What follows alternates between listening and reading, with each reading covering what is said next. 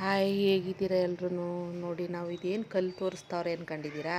ನಾವು ನಮ್ಮ ಅಕ್ಕನ ಮನೆಗೆ ಬಂದಿದ್ದೀವಿ. ಅಲ್ಲಿ ಕರೆಂಟ್ ಇರಲಿಲ್ಲ, ಅದಕ್ಕೆ ವಡೆ ಮಾಡೋದ ಅಂತ ಹೇಳಿ ಕಲ್ಲು ಕ್ಲೀನಾಗಿ ತೊಳೆದು ಸೋಪ್ ಹಾಕಿ ಕಾಳಾಡಿಸ್ತಾ ಕೂತಿದ್ದೀನಿ. ನೋಡಿ, ಅಲ್ಲಿ ನೋಡಿ, ಚೆನ್ನಾಗಿ ನೀರು ಹಾಕ್ಬಾರ್ದು. ಈ ಕಾಳಿಗೆ ಕಡಲೆಬೇಳೆ ನೆನೆಯಕ್ಕಿದ್ದು ನೀರು ಹಾಕ್ದಂಗೆ ಚೆನ್ನಾಗಿ ಇದನ್ನು ಆಡಿಸಿ, ಮತ್ತು ಇದಕ್ಕೆ ನಾವು ಒಂದು ಸ್ವಲ್ಪ ಬೆಳ್ಳುಳ್ಳಿ, ಆಮೇಲೆ ಒಣಮೆಣ್ಸಿ ಹಣ್ಣು, ಒಂದು ಸ್ವಲ್ಪ ಶುಂಠಿ ಎಲ್ಲ ಹಾಕಿ ಖಾರ ಬೇಕು ಅನ್ನೋರಿಗೆ ಆಡಿಸ್ಕೋಬೇಕು ಅದೆಲ್ಲ.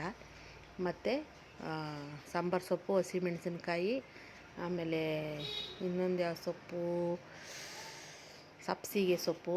ನೋಡಿ, ಅಲ್ಲಿ ನಮ್ಮ ಅಕ್ಕ ಕಟ್ ಮಾಡ್ಕೊತೈತೆ ಎಲ್ಲ. ಇಲ್ಲಿ ನೋಡಿ, ಎಲ್ಲ ನಮ್ಮ ಅಕ್ಕ ಇನ್ನೊಬ್ಬರು ಕಟ್ ಮಾಡ್ಕೊತಾರೆ, ದೊಡ್ಡ ಅಕ್ಕ ಇವರು.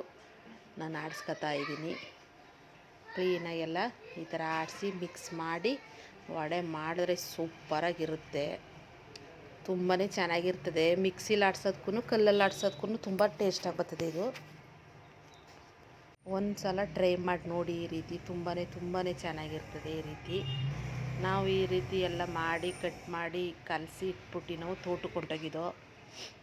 ನೋಡಿ, ಈ ಥರ ಮಿಕ್ಸ್ ಮಾಡಬೇಕು. ಈ ರೀತಿ ನೋಡಿ, ಈ ಥರ ಮಿಕ್ಸ್ ಮಾಡಿ ವಡೆ ಕಾಳನ್ನ ತುಂಬಾ ಚೆನ್ನಾಗಿರ್ತದೆ. ಈ ರೀತಿ ನೋಡಿ, ಸೊಪ್ಪು ಸ್ವಲ್ಪ ಜಾಸ್ತಿನೇ ಐತೆ. ಹಳ್ಳಿ ಅಲ್ವಾ, ನುಗ್ಗೆ ಸೊಪ್ಪು ಹಾಕಿದ್ರೆ ಸೂಪರಾಗಿರ್ತದೆ. ನಮ್ಗಳಿಗೆ ನುಗ್ಗೆ ಸೊಪ್ಪು ಹಾಕಿದ್ರೆ ಇನ್ನೂ ಚೆನ್ನಾಗಿರ್ತದೆ, ತುಂಬ ಟೇಸ್ಟಾಗಿರ್ತದೆ.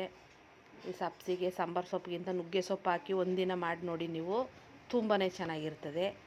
ಈ ಥರ ಒಂದು ಸಲ ಟ್ರೈ ಮಾಡಿ ನೋಡಿ, ತುಂಬ ಚೆನ್ನಾಗಿರ್ತದೆ.